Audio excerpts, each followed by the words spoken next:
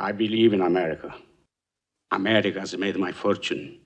2 months ago, he took her for a drive with another boyfriend. And then they tried to take advantage of her. So they beat her like an animal. The judge sentenced them to 3 years in prison and suspended the sentence. Then I said to my wife, for justice, we must go to Don Corleone.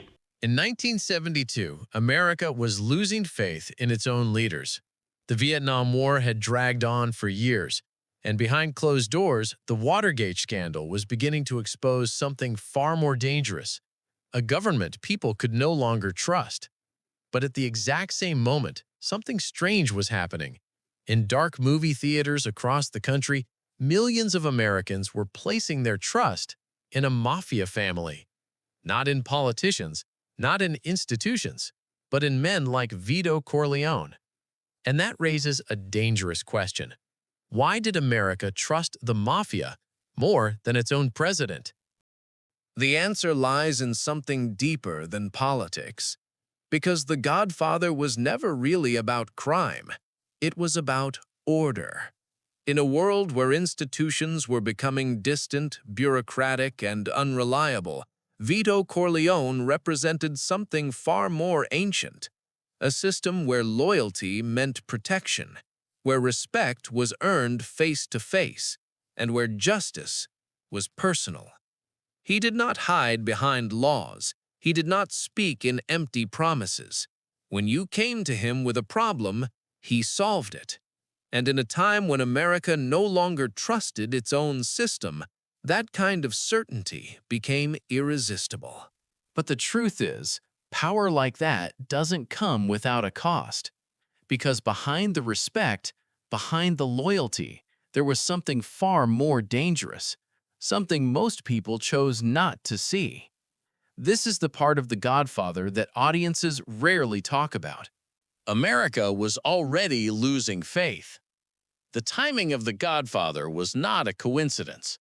By the early 1970s, many Americans were already beginning to lose faith in the institutions that once defined the nation. For more than a decade, the conflict in the Vietnam War had slowly eroded public trust. Young men were being sent overseas. Television broadcasts brought the brutality of the war directly into American living rooms, and protests were spreading across universities and major cities. For the first time in generations, many citizens started questioning the decisions coming from Washington. Authority no longer felt distant and heroic. It felt confused, divided, and sometimes dishonest. But the story doesn't end there. While confidence in government was collapsing, another revelation was quietly beginning to unfold.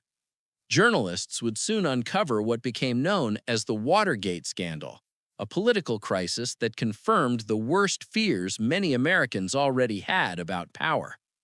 And that's when something unusual happened in American culture. At the exact moment when trust in political leadership was fading, audiences were introduced to a very different kind of leader on screen, a mafia patriarch named Vito Corleone, a man who, despite being a criminal, seemed to follow a code that felt strangely clear and unbreakable. And that raised a deeper question. If Americans were losing faith in their own government, why did they find themselves trusting a mafia boss instead? The mafia had a code. The strange appeal of The Godfather begins with a simple idea. In the world of the Corleone family, power follows rules. At the center of that world is Vito Corleone. He is introduced not as a violent criminal, but as a quiet patriarch listening carefully to the problems of people who have nowhere else to go. In the opening wedding scene, desperate men ask him for justice because the legal system has already failed them. And when he agrees to help, he does not shout or threaten. He simply reminds them that one day they may be asked to return the favor. But that moment revealed something deeper about the story. Unlike many criminals portrayed in earlier Hollywood films, Vito Corleone operates under a strict code of loyalty, respect, and obligation. Family comes first, promises must be honored, and betrayal is the only unforgivable crime. And that's when things became interesting. Because in the early 1970s, when trust in American institutions was beginning to collapse, this fictional mafia boss appeared to follow clearer rules than many people believed existed in real political power. He was ruthless when necessary, but he was never unpredictable. And in a time of uncertainty, that kind of authority felt strangely reassuring to audiences. The Corleone family felt like a system. One of the most surprising things about The Godfather is that it rarely feels like a story about criminals. Instead, the Corleone family operates with a level of order and discipline that feels almost institutional. At the center of that system is Vito Corleone. He rarely raises his voice, rarely rushes a decision, and almost never acts out of emotion. Important choices are discussed carefully in private meetings. Loyal advisors offer counsel, alliances are negotiated, and every decision carries long-term consequences. It doesn't look like chaos, it looks like governance. But the story doesn't end there, because the structure of the Corleone family begins to resemble something very familiar, a government. There are territories to control, rival powers to negotiate with, and a hierarchy designed to keep order within the system. And that's when the deeper irony of the film begins to appear. During the early 1970s, many Americans were starting to feel that their real political institutions were becoming unstable and dishonest. Yet on screen, this fictional mafia family appeared organized, predictable, and bound by rules. And in a moment when authority in the real world felt uncertain, that kind of order was strangely compelling to watch. Michael Corleone represented the dark side of American power. At the beginning of The Godfather, Michael Corleone is the one man who seems completely different from the rest of his family. He is a decorated war hero who has just returned from the Vietnam War, and he openly tells his girlfriend that he wants nothing to do with the family business. In many ways, Michael initially represents the American ideal. He is educated, disciplined, and believes that his future will be built outside the world of crime. But the story doesn't end there. After an assassination attempt nearly kills his father, Vito Corleone, Michael steps into a world he once rejected. What begins as an act of loyalty slowly turns into something much darker. The quiet young veteran transforms into the most calculating leader the Corleone family has ever had. And that transformation carried a deeper meaning for audiences at the time. Because during the early 1970s, Americans were beginning to question how power changes the people who hold it. The unfolding revelations of the Watergate scandal were exposing how leaders who once promised integrity could slowly become consumed by control. Michael Corleone's story reflected that fear perfectly. A man who once believed he was different from the system eventually becomes the very thing he once stood against. The moment Michael crossed the line. There is a moment in The Godfather Part 2 that changes everything.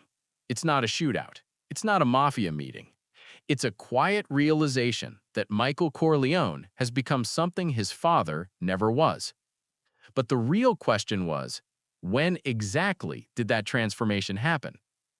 At the beginning of the story, Michael still believes he can control the system his father built. He expands the family business to Nevada. He negotiates with senators, bankers, and international partners.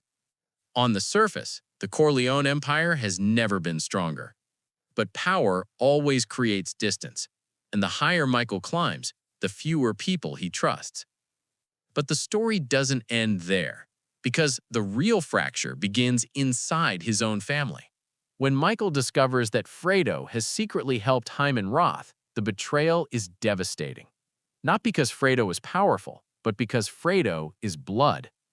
In the old world of Vito Corleone, family always came first. Enemies could be destroyed, but brothers were protected. Michael sees things differently. To him, betrayal is not emotional, it is structural. If one man inside the family can break the rules, the entire empire becomes vulnerable. And that's when things changed. Michael makes a decision that no longer belongs to the world of family. It belongs to the logic of absolute power. He orders Fredo's death. Not in anger, not in the heat of conflict, but with the calm certainty of a ruler protecting his system.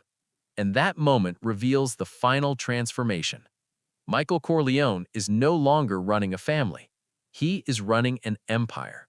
And empires have no room for brothers. The most dangerous thing about Michael was how calm he became. There is something deeply unsettling about Michael Corleone, not because of what he does, but because of how little it seems to cost him.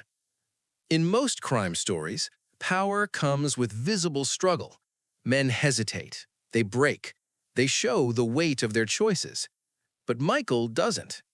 When he makes decisions, there is no anger, no impulse, no visible conflict, only silence, followed by action. And that silence is where the real transformation happens. Because the more power Michael gains, the less emotion he shows. Not in public, not in private, not even with the people closest to him. It's as if something inside him is slowly shutting down, not collapsing, but simplifying. And that's what makes him different from Vito. Vito still feels. He listens. He hesitates. He protects. Michael removes. He removes doubt. He removes weakness. And eventually, he removes anything that could stand between him and control, even if that means destroying the very idea of family he once inherited. And that's when the film delivers its quietest but most devastating truth. Power doesn't always destroy a man. Sometimes, it just makes him easier, simpler, colder.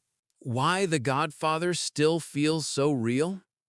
Decades after its release, The Godfather still feels different from almost every crime film that came after it. Not because of the violence, and not because of the power, but because it tells a story about something far more universal: the slow corruption of a man.